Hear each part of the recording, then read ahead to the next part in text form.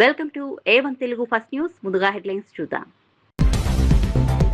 AP లోకాయుక్తగా justice Tallapragada Mallikarjunarao ప్రమాణం. లోకాయుక్తగా బాధ్యతలు చేపట్టిన జస్టిస్ తల్లాప్రగడ మల్లికార్జునరావు గవర్నర్ సమక్షంలో ఏపీ లోకాయుక్తగా మల్లికార్జునరావు ప్రమాణం. లోకాయుక్త బాధ్యతలతో అవినీతిపై నిఘా మరింత పటిష్టం. సర్వై పాపన్న టూరిజం పనులు వేగవంతం చేయాలన్న పొన్నం. పాపన్న గౌ టూరిజం ప్రాజెక్టుపై మంత్రి పొన్నం ప్రత్యేక దృష్టి. పాపన్న టూరిజం పనుల్లో నాణ్యతకు ప్రాధాన్యత ఇవ్వాలన్న పొన్నం. పల్లెపల్లికు పొన్నం ప్రజల సమస్యలు తెలుసుకున్న మంత్రి. బీసీ నేతలపై కక్ష సాధింపు చర్యలు ఆపాలన్న వరద కళ్యాణి. బీసీ నాయకులపై కేసులతో వేధిస్తున్నారన్న వరద కళ్యాణి. బీసీలకు ఇచ్చిన హామీలను కూటమి ప్రభుత్వం నిలబెట్టుకోవాలన్న కళ్యాణి. బీసీ నేతలపై కేసులను ప్రభుత్వం పునః పరిశీలించాలన్న ఎమ్మెల్సీ. 22A భూముల సమస్యకు కారణం ఎవరో చెప్పాలన్న హరీష్ రావు. పొంగులేటి తప్పులకు ప్రజలే దరఖాస్తులు ఎందుకు చేయాలన్న హరీష్ రావు. 22A పేరుతో ప్రజలను కార్యాలయాల చుట్టూ తిప్పొద్దన్న హరీష్ రావు. 22A భూముల వ్యవహారంలో కమిషన్ల ఆరోపణలు చేసిన హరీష్ రావు. వెన్నుపోటు పార్టీ అన్నందుకే నాపై కేసు పెట్టారన్న అంబటి. రాజకీయ విమర్శలకు కూడా కేసులా అంటూ అంబటి రాంబాబు ఫైర్. కౌంటర్ గా మాట్లాడితే కేసు పెట్టడం కక్ష సాధింపే అన్న అంబటి ప్రతిపక్ష స్వరాన్ని అణిచే ప్రయత్నం చేస్తున్నారని వ్యాఖ్య. ఇక వార్త వివరాల్లోకి వెళ్తే ఆంధ్రప్రదేశ్ లోకాయుక్తగా హైకోర్టు మాజీ న్యాయమూర్తి జస్టిస్ తల్లాప్రగడ మల్లికార్జునరావు ప్రమాణ స్వీకారం చేశారు.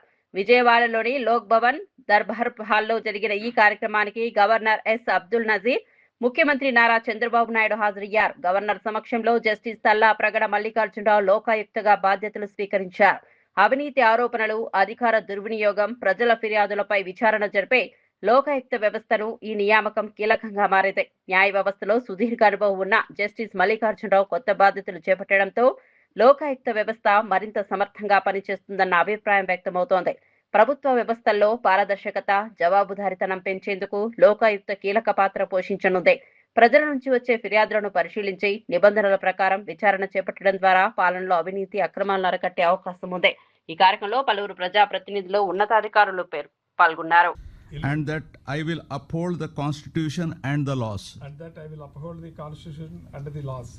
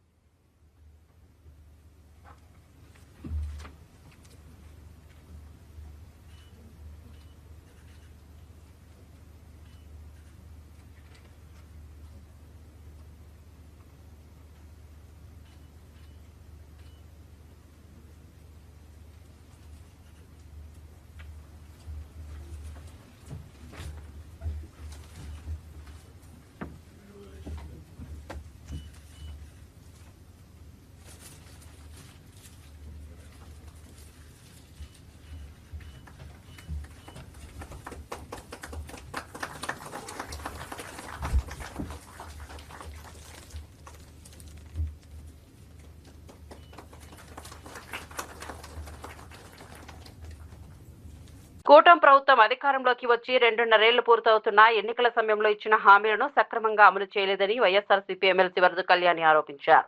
బీసీ నాయకులను లక్ష్యంగా చేసుకుని కేసులతో కక్ష సాధింపు చర్యలకు ప్రభుత్వం పాల్పడుతోందని విమర్శించారు. బీసీ నాయకులపై జరుగుతున్న వేధింపులపై చర్చించేందుకు బీసీ రౌండ్ టేబుల్ సమావేశం నిర్వహించినట్లు తెలిపారు. ఈ సమావేశంలో బీసీ వర్గాలకు సంబంధించిన పలు సమస్యలను చర్చించినట్లు చెప్పారు. ప్రభుత్వం బీసీల సంక్షేమానికి ఇచ్చిన హామీలను అమలు చేయాల్సిన అవసరం ఉందన్నారు. రాజకీయంగా వివేచించినంత మాత్రాన కేసులు పెట్టి వేధించడం సరికాదని విమర్శించారు. బీసీ నాయకులు, కార్యకర్తలపై నమోదవుతున్న కేసులను ప్రభుత్వం పునః పరిశీలించాలని డిమాండ్ చేశారు. కావస్తూ ఉంది. ఎన్నికల టైంలో హామీలు ఫుల్గా ఇచ్చారు. ఈరోజు ఆ హామీల అమలులో ముఖ్యమంత్రి అయ్యాక అమలులో నిల్గా ఉండే పరిస్థితి చూస్తూ ఉన్నాం.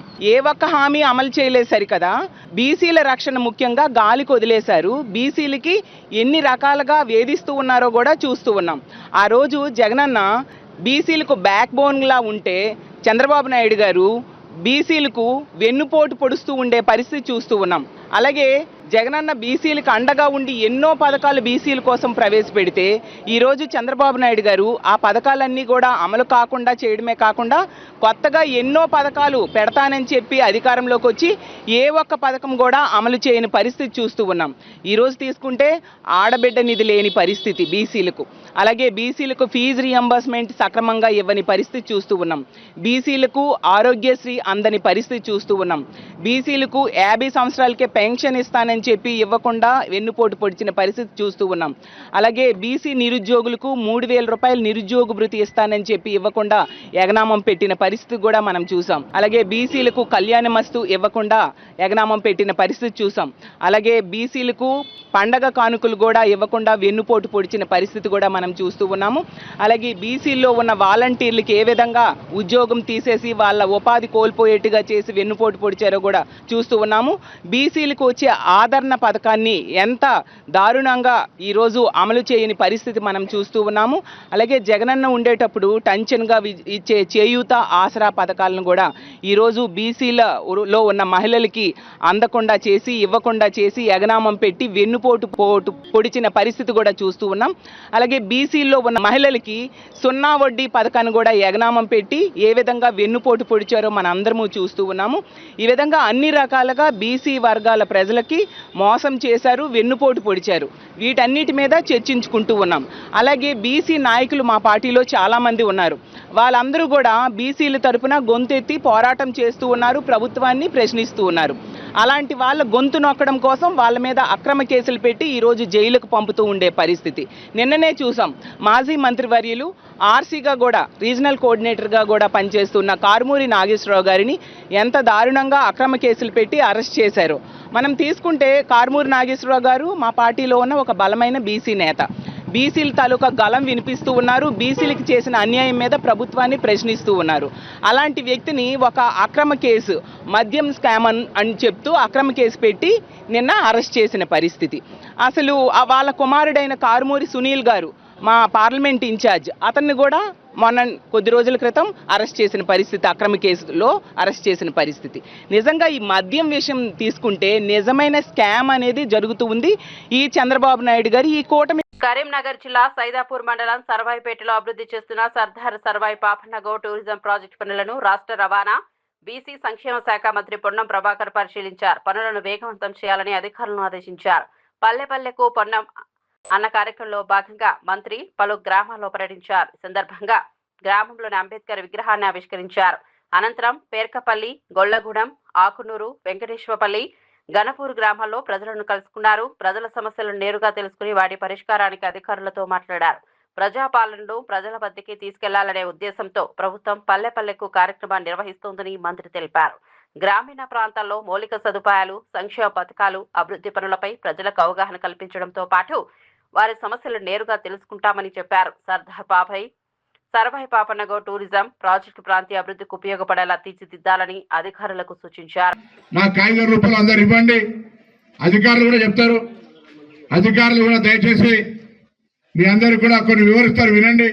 ఇలా మీ పెరకపల్లి గ్రామ చిరకాల వాంఛైనటువంటి అనేక పనులు మీ గ్రామాలు సంతృప్తిగా ఉండే విధంగా చేయడం జరిగింది. ఈ గ్రామానికి చాలా కాలంగా మీ ఆకాంక్ష ఉండే, చాలా కాలంగా పెద్దల నుంచి అడుగుతా ఉన్నారు, అవి కాలే. కానీ ఇలా ప్రారంభోత్సవం అంటే పనులు పూర్తి చేసుకొని ఉపయోగించుకునే దశలు వచ్చినాయి. కాబట్టి మీ అందరికీ మరొకసారి శుభాకాంక్షలు తెలియజేస్తూ, ముందుగా మనకున్న ప్రస్తుత పరిస్థితుల్లో చాలా వర్షాలకు సంబంధించిన ఇబ్బంది ఉన్నప్పుడు ఏ విధంగా వాటిని మార్పు చేసుకొని మనం ఏ విధంగా ముందుకు పోవాలి, ఎటువంటి వ్యవసాయం చేసుకోవాలి, ఏం వేసుకుంటే మనకు భవిష్యత్తులో ఇబ్బంది లేకుండా ఉంటాం అనేటువంటి అంశాల మీద మరి ఏపీఓ గారు ఈ యొక్క నీటికి సంబంధించిన అంశం మీద చెప్పాల్సిందిగా కోరుతా ఉన్నా. రాణి గారు.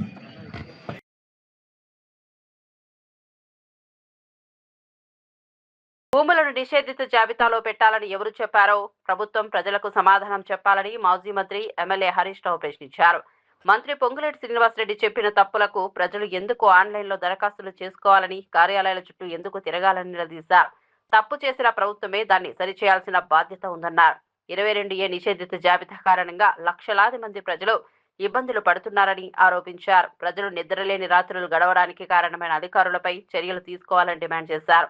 అసలు ఈ పరిస్థితికి కారణమైన వ్యక్తులు ఎవరో ప్రభుత్వం బయట పెట్టాలని అన్నారు. నిషేధిత జాబితా నుంచి భూములను తొలగించేందుకు కొందరు డబ్బులు అడుగుతున్నారని ఆరోపించారు. కమిషన్ల కోసమే 22A నిబంధనలు తీసుకొచ్చారంటూ తీవ్ర విమర్శలు చేశారు. ఒక భూమి రెండు భూములు కాదు, లక్షలాది మంది ప్రజల ఆస్తులను రాత్రికి రాత్రి నిషేధిత జాబితాలో పెట్టి ఇలా కంటి నిండా నిద్ర లేకుండా చేసినారు. ఏది పద్మారావు నగర్ ఫేజ్ 1 కాలనీ 58 సంవత్సరాల కింద లేఅవుట్ అయిందన్నా. నేను సెకండ్ పర్చేజర్ను ఇప్పుడు తీసుకుపోయి దాన్ని 22A పెట్టుడు ఇదేమి పిచ్చితనం, ఇదేం తుగ్లక్ చేదియా అని చెప్పి పద్మారావు నగర్ చెందిన విజయ్ చెప్తా ఉన్నాడు. అదేవిధంగా నిజాంపేటకి సంబంధించి 1950లో మా ఈ పట్టా భూములు దాన్ని తీసుకుపోయి ఇప్పుడు 22A పెట్టినారు అని చెప్తా ఉన్నారు. చంద్రశేఖర్ ఇంకో మాట చెప్పిండు. Spring field colony Mahabubnagar కి చెందిన ఒక కాంగ్రెస్ పార్టీ ఎమ్మెల్యే విల్లాకు 30,000 ప్లాటుకు 30,000 కలెక్ట్ చేస్తున్నాడు, ఆ పైసలు తీసుకపోతేనే గవర్నమెంట్ లో పని అవుతుంది అని చెప్పి ఏజెంట్లు తిరుగుతున్నారన్నా అని చెప్తున్నాడు. అంటే 22A వెట్టుడు ముఖ్యమంత్రి గారి పొంగిలేటి గారి ఏజెంట్లు ఇవాళ తిరుగుతున్నారు కాలనీల మీద పడి, గ్రామాల మీద పడి, మీరు డబ్బులు ఇయ్యండి మీది 22A తీసేస్తాము అంటున్నారు. నిన్న ఒక ఆయన తెలంగాణ భవన్కి వచ్చిండు, అమీన్పూర్ అనుకుంటా. మా భూమి ఎందుకు 22A పెట్టిండ్రు అని MRO దగ్గర పోయిందట. మాకు తెలియదు ఆర్డీఓని అడుగుపోన్నాడట. ఆర్డీఓ దగ్గర పోయిందట. నాకు తెలియదు కలెక్టర్ని అడుగుపోన్నాడట. కలెక్టర్ దగ్గర పోయిందట. ఇది నేను కాదు గవర్నమెంట్ నిర్ణయం తీసుకున్నది, గవర్నమెంట్ని అడుగుపో అన్నాడు. బయటకు వచ్చినాక ఓ బ్రోకర్ కలిసిండట. ఇక చూడుబాయి ఒట్టిగా తీసేస్తారా, బర్రె పాలు ఉత్తగిస్తుంది, ఆ సొప్పేస్తేనే పాలిస్తుంది, గదేందో చూసుకోపో అంటుండట. అంటే ఈ 22A వెనుక ఉన్న కథ ఏంటంటే కమిషన్లు దొబ్బుడు. తన పార్టీని వెన్నుపోటు పార్టీ అని పిలిచినందుకు పట్టాభిపురం పోలీసులు తనపై కేసులు నమోదు చేశారని మాజీ మంత్రి అంబటి రాంబాబు ఆరోపించారు. చంద్రబాబు నాయుడు తమ పార్టీని గొడ్డలి పార్టీ అంటూ విమర్శించినందుకు కౌంటర్గా తాను వెన్నుపోటు పార్టీ అనే పదాన్ని ఉపయోగించానని తెలిపారు. చంద్రబాబు రాజకీయ జీవితంలో జరిగిన వెన్నుపోట్లను ప్రస్తావిస్తూ పాట రూపొందించామని, దానిపై కూడా పోలీసులు కేసు పెట్టారని చెప్పారు. రాజకీయ విమర్శలకు కూడా కేసులు నమోదు చేయడం సరికాదని అంబటి రాంబాబు విమర్శించారు. ప్రజాస్వామ్యంలో రాజకీయ పార్టీల మధ్య విమర్శలు, ప్రతి విమర్శలు సహజమని అన్నారు. ప్రత్యర్థి పార్టీ చేసే నేతలు చేసే వ్యాఖ్యలకు సమాధానం చెప్పే హక్కు తమకు ఉందన్నారు. తనపై నమోదైన కేసు రాజకీయ కక్ష సాధింపులో భాగమేనని ఆరోపించారు. ప్రభుత్వం పోలీసుల ఒత్తిడి రాజకీయ ఒత్తిళ్లకు లోను కాకుండా వ్యవహరించాలని కోరారు. నన్ను వేధించాలి, భయపెట్టాలనేటువంటి ప్రయత్నం చేస్తున్నారు. నిన్నగాక మొన్న ఒక కేసు రిజిస్టర్ చేశారు. అది ఎక్కడ పట్టాభిపురం పోలీస్ స్టేషన్లో 478/26 23వ తారీఖు ఆగస్టు నెలలో ఒక కేసు బుక్ చేశారు. ఇది చాలా చిత్రమైనటువంటి కేసు. నేను సోషల్ మీడియాలో సాధ్యమైనంత వరకు యాక్టివ్గా ఉండి ప్రజలకు నా అభిప్రాయాలను సోషల్ మీడియా ద్వారా తెలియపరిచేదానికి నేను నిరంతరం పనిచేస్తూ ఉన్నాను. దానిలో భాగంగానే నా యూట్యూబ్ ఛానల్లో అంబటి రాంబాబు అఫీషియల్ అనే ఛానల్లో నేను నా ప్రసంగాలు, కొన్ని సందర్భాల్లో నా పాటలు దానిలో నేను పోస్ట్ చేస్తాను. అది రాష్ట్రంలో ఉన్నటువంటి ప్రజానీకం కావాల్సిన వాళ్ళు చూస్తారు. దీనిలో రీసెంట్గా నేను ఒక పాటని పోస్ట్ చేశాను. ఆ పాట ఏంటంటే చంద్రబాబు నాయుడు గారి పార్టీ అది వెన్నుపోటు పార్టీ అని, ఆ వెన్నుపోటు పార్టీ అనేక మందికి వెన్నుపోటు పొడిచిందని, తన బంధువులకు పొడిచిందని, సాక్షాత్తు ఎన్టీ రామారావు గారికి వెన్నుపోటు పొడిచిందని, వారి బంధువులందరికీ వెన్నుపోటు పొడవడంతో పాటుగా ప్రజలకు కూడా వెన్నుపోటు పొడిచింది, రాష్ట్రానికి వెన్నుపోటు పొడిచింది.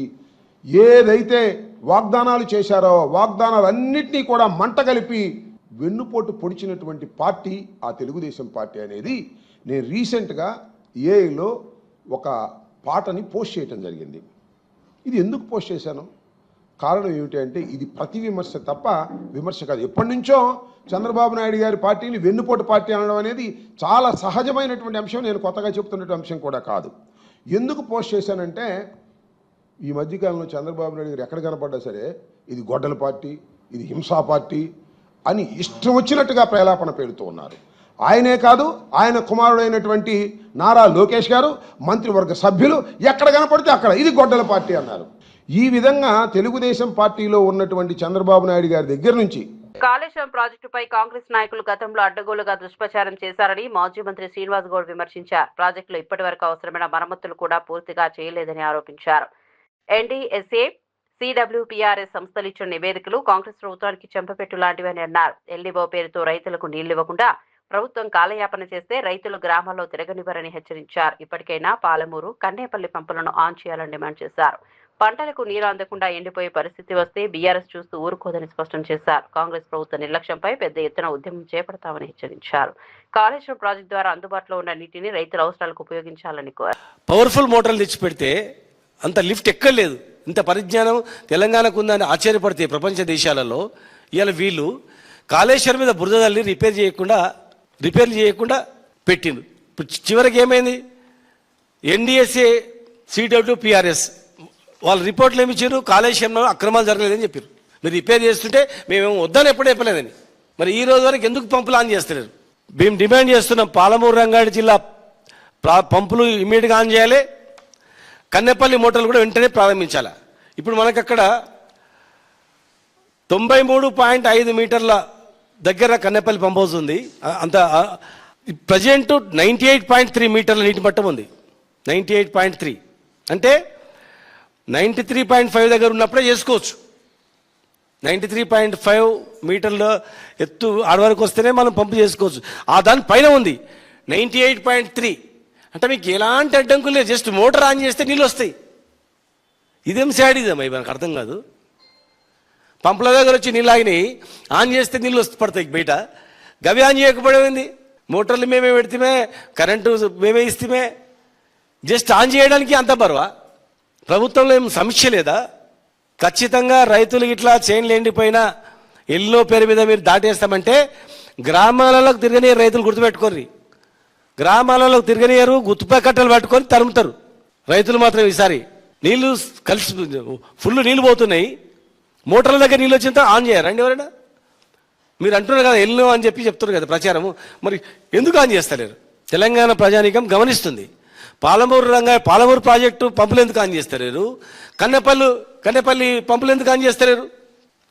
మేడిగడ్డ బ్యారేజ్తో సంబంధం లేకుండా అవి ఆన్ చేయొచ్చు.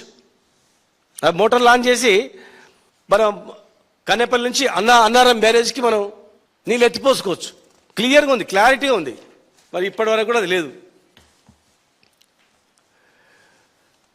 మేడిగడ్డ, సుందిల్లా, అన్నారం బ్యారేజీలు నాణ్యత పరంగా బాగున్నాయని పలు సంస్థల నివేదికలు ఇచ్చిన తర్వాత కూడా కాంగ్రెస్ ప్రభుత్వం నీటిని లిఫ్ట్ చేయడం లేదని మాజీ ఎమ్మెల్యే గండ్ర వెంకట రమణారెడ్డి ఆరోపించారు. 3 ఏళ్లుగా మేడిగడ్డ నుంచి నీటిని లిఫ్ట్ చేయకపోవడంపై సీఎం రేవంత్ రెడ్డి ప్రజలకు క్షమాపణ చెప్పాలని డిమాండ్ చేశారు. రేవంత్ రెడ్డిని ముఖ్యమంత్రిగా చేయడమే రైతుల పాలిట శాపంగా మారిందని తీవ్ర వ్యాఖ్యలు చేశారు. రైతుల సమస్యలను పట్టించుకోకుండా కాంగ్రెస్ నేతలు తమ రాజకీయ వ్యవహారాల్లో నిమగ్నమయ్యారని ఆరోపించారు. కమిషన్లు, దందాలో వాటాల కోసం నేతలు పరస్పర విమర్శలు చేసుకుంటున్నారని అన్నారు. నీళ్లు లేక రైతులు ఇబ్బందులు పడుతున్న సమయంలో నీటిని లిఫ్ట్ చేయాలన్న కనీస మానవత్వం ప్రభుత్వానికి లేదా అని ప్రశ్నించారు. మాజీ మంత్రి ఉత్తమ్ కుమార్ రెడ్డిని కూడా ఆయన ప్రశ్నించారు. రైతుల పంటలకు నీరు అందించేందుకు ప్రభుత్వం వెంటనే చర్యలు తీసుకోవాలని కోరారు. నుంచి ఆయన కాకముందుతోనే రాజకీయాల్లో వాడుకున్నాడు. 1,00,000 కోట్ల అవినీతి జరిగింది, ఈ ప్రాజెక్టు నిరుపయోగమైందని చెప్పి మాటలు మాట్లాడితే అదే సందర్భంలో 2 బ్లాక్స్ క్రాక్ చేయడం, ఇక దాన్ని మొత్తం కూడా కూలీశ్వరం అని చెప్పింది. మరి ఇప్పటికీ కేంద్ర ప్రభుత్వ సంస్థలు ఇద్దరు కూడా కలిసి నాటకం ఆడినారు. ఇటు కేసీఆర్ గారిని ఇమేజ్ని డ్యామేజ్ చేయాలని, మరి తెలంగాణ రైతుల నోట్లో మట్టి కొట్టి తెలంగాణ రైతులను నిరాశపరిచి 3 సంవత్సరాలు దాన్ని రాజకీయం కొరకు వాడుకున్నారు. నిన్ననే మరి మొన్న 3-4 రోజుల క్రితమే రిపోర్ట్ కూడా ఇవ్వడం జరిగింది. సెంట్రల్ మరి సంబంధించినటువంటి పూణేలో ఉండేటువంటి సంస్థ మొత్తం కూడా దాని యొక్క కాంక్రీట్ యొక్క నమూనాలు సేకరించి అన్నారం, సుందిల్లా, మేడిగడ్డ, అన్నారం, సుందిల్లా ఇంటాక్ట్ ఉన్నాయి, దాంట్లో ఏం ప్రాబ్లం లేదు. మరి మేడిగడ్డలో 2 బ్లాక్స్ క్రాక్స్ ఇచ్చినాయని చెప్పి రిపోర్ట్ ఇచ్చింది. మరి ఇచ్చిన తర్వాత కూడా ఈ రాష్ట్రంలో మంత్రివర్గంలో చాలా సీనియర్ మంత్రులు ఉన్నారు. రేవంత్ రెడ్డి కంటే చాలా సీనియర్స్ ఉన్నారు. చెప్పాలంటే రేవంత్ రెడ్డి సబ్ జూనియర్, జూనియర్లో జూనియర్. యాక్సిడెంటల్గా ఆయనకు అదృష్టం కలిసి ముఖ్యమంత్రి అయ్యాడు. ఈరోజు ఇరిగేషన్ శాఖ మంత్రి ఉన్నటువంటి ఉత్తమ్ కుమార్ రెడ్డి నేను అడుగుతా ఉన్నా, మీరు భారతదేశంలో ఎయిర్ ఫోర్స్లో దేశాన్ని రక్షించడానికి ఉద్యోగం చేసిళ్ళు, పైలట్గా సేవలు అందించిళ్ళు, కెప్టెన్గా మీరు పనిచేసిళ్ళు. మీకైనా దేశభక్తి, సమాజం పట్ల, రైతుల పట్ల ప్రేమ ఉండాలి కదా. మీ ముఖ్యమంత్రి మాట్లాడమన్న దాంట్లో మాట్లాడి డూడు బస్మన్లో కాదు. నిజంగా మీరు రైతాంగ కుటుంబం నుంచి వచ్చిన వాళ్ళే. అదే రైతాంగ కుటుంబం నుంచి వచ్చిన వాళ్ళు చాలామంది శాసనసభ్యులు ఉన్నారు, మంత్రులు ఉన్నారు, పార్లమెంట్ సభ్యులు ఉన్నారు. ఎందుకు మీరు ఈరోజు మాట్లాడడం లేదు? ఇంత రైతులు నిరాశపడుతుంటే, వర్షాలు లేక బాధపడుతుంటే, వేసిన నాట్లు ఎండిపోతాయని బాధపడతా ఉంటే, భవిష్యత్తు ఏందని బాధపడతా ఉంటే, నిరుపయోగంగా కాళేశ్వరంలో ఉండేటువంటి నీళ్ళన్నీ కూడా కిందికి పోతా ఉంటే ఎందుకు మీరు మౌనంగా ఉంటా ఉన్నారు? మీరు ఎందుకు మాట్లాడడం లేదు? మీరు తెలంగాణ రైతుల పట్ల మీరు ఎందుకు అంకిత భావం లేదని చెప్పి నేను ఈరోజు మంత్రులను ప్రశ్నిస్తా ఉన్నా. ఈరోజు ఉదయం 9:30కు 1,01,530 క్యూసెక్ల నీళ్లు డౌన్ స్ట్రీమ్లోకి పోతా ఉన్నాయి. ఎన్ని రోజులు చెప్తారు ఈ కాళేశ్వరాన్ని పెట్టుకొని రాజకీయం చేస్తారు? నిజంగా రేవంత్ రెడ్డి ప్రభుత్వం చేసినటువంటి తప్పిదాలకు 3 సంవత్సరాల నుంచి రైతులకు గోస పెడుతున్న దానికి ఈ రోజు బేషరతుగా క్షమాపణ చెప్పినా ముక్కు నేలకు రాసినా ఈ క్షమాపణ తీరదు. ఎందుకంటే అంత పెద్ద మొత్తంలో రైతులకు అన్యాయం చేస్తున్నది ఈనాటి ప్రభుత్వం. మీకు ఓట్లేసిన పాపానికి రైతులు ఇంత బాధపడాలా? ఇంత కష్టపడాలా? ఇప్పటికైనా మీనమేషాలు లెక్కించకుండా తక్షణమే కాళేశ్వరం ప్రాజెక్టుకు సంబంధించినటువంటి పంప్స్ ఆన్ చేయండి. తెలంగాణలో పెండింగ్ లో ఉన్న ఫీజు రీయింబర్స్మెంట్ బకాయిలను వెంటనే విడుదల చేయాలని డిమాండ్ చేస్తూ 2 రోజులుగా నిరాహార దీక్ష చేపట్టిన తెలంగాణ బీజేపీ అధ్యక్షుడు రామచంద్రరావు దీక్ష విరమించారు. ఫీజు బకాయి బీజేపీ లడాయి పేరుతో నిర్వహించిన ఈ నిరాహార దీక్షకు బీజేపీ నేతలు కార్యకర్తలు మద్దతు తెలిపారు. దాదాపు 15,000 కోట్ల రూపాయల ఫీజు రీయింబర్స్మెంట్ బకాయిలను ప్రభుత్వం వెంటనే విడుదల చేయాలని బీజేపీ డిమాండ్ చేసింది. 2 రోజుల పాటు ఆహారం తీసుకోకపోవడంతో రామచంద్రరావు ఆరోగ్యం క్షీణించినట్లు వైద్యులు తెలిపారు. బీపీ తగ్గడంతో గ్లూకోజ్ ఎక్కించాలని సూచించారు. అనంతరం రాజ్యసభ ఎంపీ లక్ష్మణ్ నిమ్మరసం ఇచ్చి ఆయనతో దీక్ష విరమింపజేశారు. విద్యార్థుల ఫీజు బకాయిలను ప్రభుత్వం వెంటనే చెల్లించాలని బీజేపీ నాయకులు డిమాండ్ చేశారు. జై శ్రీరామ్, జై శ్రీరామ్, జై శ్రీరామ్.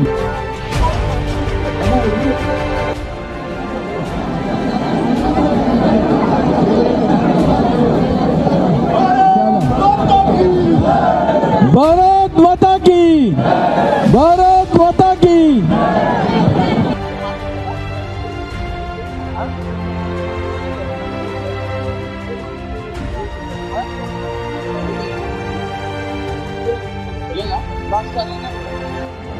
భారత్ మాతా కీ, భారత్ మాతా కీ. జై శ్రీరామ్, జై శ్రీరామ్.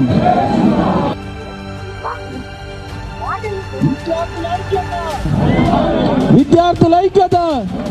పోలీస్ అధికారులు ఎవరైనా అధికారాన్ని దుర్వినియోగం చేస్తే వారిని ఖచ్చితంగా గుర్తుపెట్టుకోవాలని మాజీ సీఎం వైఎస్ జగన్ సూచించారు. అన్యాయం చేసే పోలీస్ అధికారుల పేర్లను డిజిటల్ బుక్ లో నమోదు చేయాలని అన్నారు. పోలీసులు న్యూట్రల్ గా వ్యవహరించేలా చర్యలు తీసుకోవాల్సిన అవసరం ఉందని సూచించారు.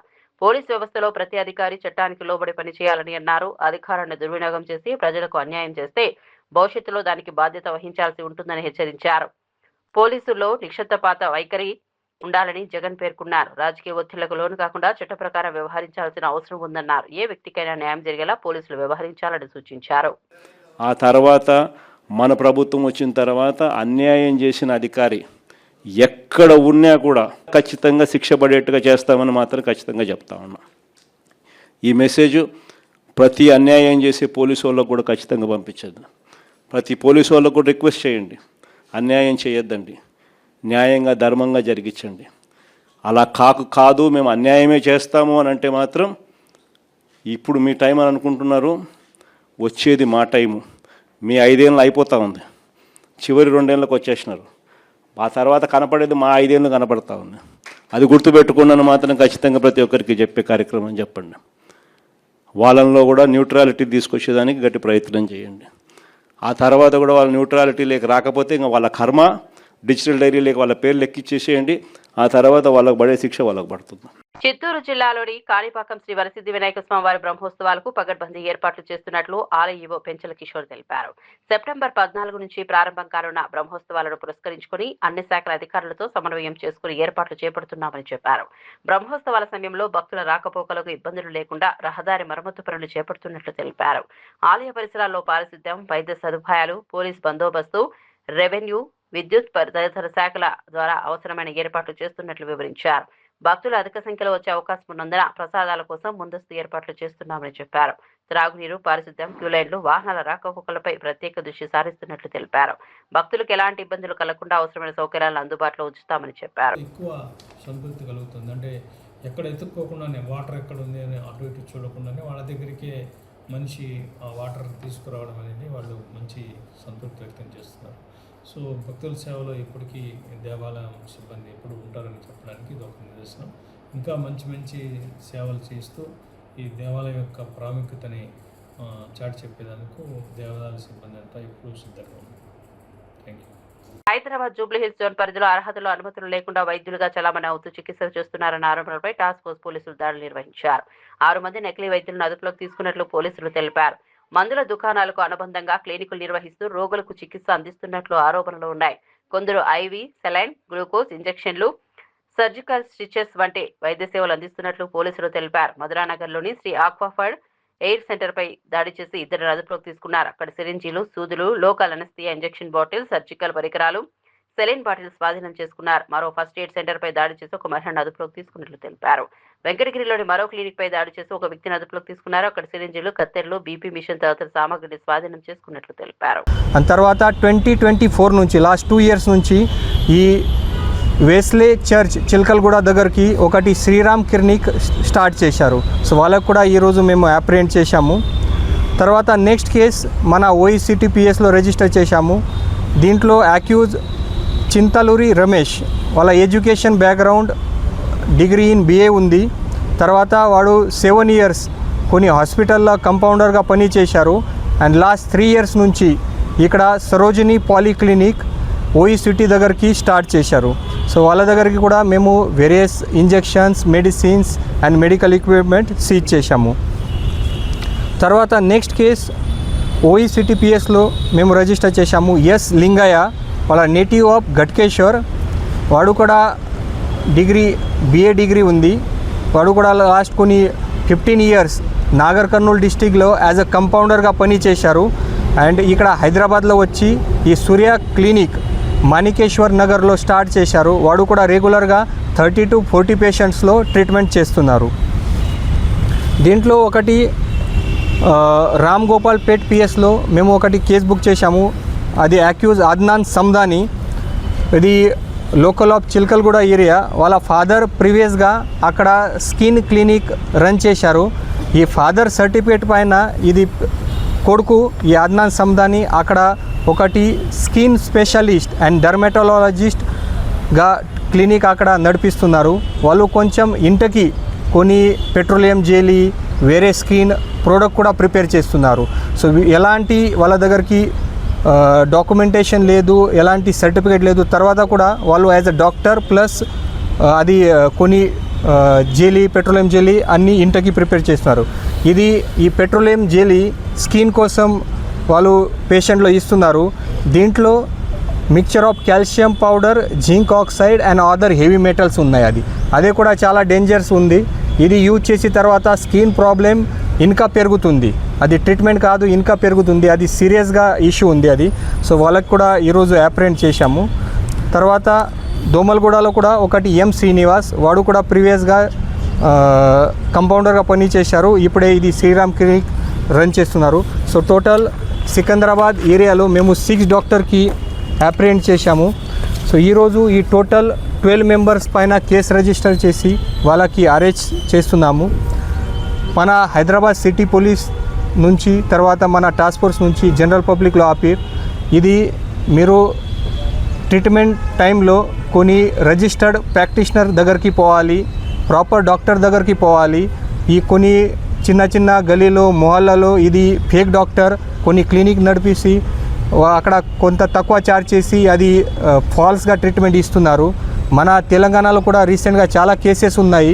అది RMP డాక్టర్ వీళ్ళు ట్రీట్మెంట్ చేస్తే తప్పు ట్రీట్మెంట్ చేసి తర్వాత కొంతమంది చనిపోయారు. అది కూడా రీసెంట్ ఎగ్జాంపుల్స్ ఉన్నాయి. అది కూడా నేను మీ అందరికీ దృష్టిలో పెడతాము. రీసెంట్గా మన కార్వాన్ ఏరియాలో వడేరా బస్తీలో ఒక 30 years ఉమెన్ శ్రీలత, అది RMP డాక్టర్ దగ్గరికి ట్రీట్మెంట్లో పోయి తర్వాత నార్మల్ ఫీవర్ ఉంది, బట్ అది ఆక్వా డోస్ ఇంజెక్షన్ ఇచ్చిన తర్వాత ఈ ఆమె చనిపోయారు. ఇది August 2026 రీసెంట్ కేసు ఉంది. తర్వాత ఖమ్మంలో కూడా ఈ నెల ఒక 16-year-old హేమశ్రీ ఆమె అది RMP డాక్టర్ మారుతి సంపత్ దగ్గరికి ట్రీట్మెంట్లో పోయారు.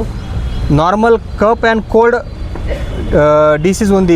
దీంట్లో వాళ్ళు ఒక హై డోస్ ఇంజెక్షన్ ఇచ్చిన తర్వాత ఇమీడియట్గా ఈ ఆమె కూడా చనిపోయారు. తర్వాత సేమ్ మన రాజన్న సిరిసిల్లలో కూడా ఒకటి 30-year-old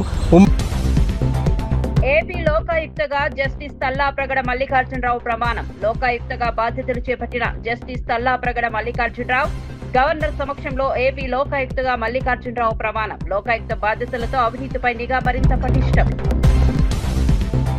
సర్వై పాపన్న టూరిజం పనులు వేగవంతం చేయాలన్న పొన్నం. పాపన్న గౌ టూరిజం ప్రాజెక్టుపై మంత్రి పొన్నం ప్రత్యేక దృష్టి. పాపన్న టూరిజం పనుల్లో నాణ్యతకు ప్రాధాన్యత ఇవ్వాలన్న పొన్నం. పల్లెపల్లికు పొన్నం ప్రజల సమస్యలు తెలుసుకున్న మంత్రి. బీసీ నేతలపై కక్ష సాధింపు చర్యలు ఆపాలన్న వరద కళ్యాణి. బీసీ నాయకులపై కేసులతో వేధిస్తున్నారన్న వరద కళ్యాణి. బీసీలకు ఇచ్చిన హామీలను కూటమి ప్రభుత్వం నిలబెట్టుకోవాలన్న కళ్యాణి. బీసీ నేతలపై కేసులను ప్రభుత్వం పునః పరిశీలించాలన్న ఎమ్మెల్సీ. 22A భూముల సమస్యకు కారణమెవరో చెప్పాలన్న హరీష్ రావు. పొంగులేటి తప్పులకు ప్రజలే దరఖాస్తులు ఎందుకు చేయాలన్న హరీష్ రావు. 22A పేరుతో ప్రజలను కార్యాలయాల చుట్టూ తిప్పొద్దన్న హరీష్ రావు. 22A భూముల వ్యవహారంలో కమిషన్ల ఆరోపణలు చేసిన హరీష్ రావు. వెన్నుపోటు పార్టీ అన్నందుకే నాపై కేసు పెట్టారన్న అంబటి. రాజకీయ విమర్శలకు కూడా కేసులా అంటూ అంబటి రాంబాబు ఫైర్. కౌంటర్ గా మాట్లాడితే కేసు పెట్టడం కక్ష సాధింపే అన్న అంబటి ప్రతిపక్ష స్వరాన్ని అణిచే ప్రయత్నం చేస్తున్నారని వ్యాఖ్య.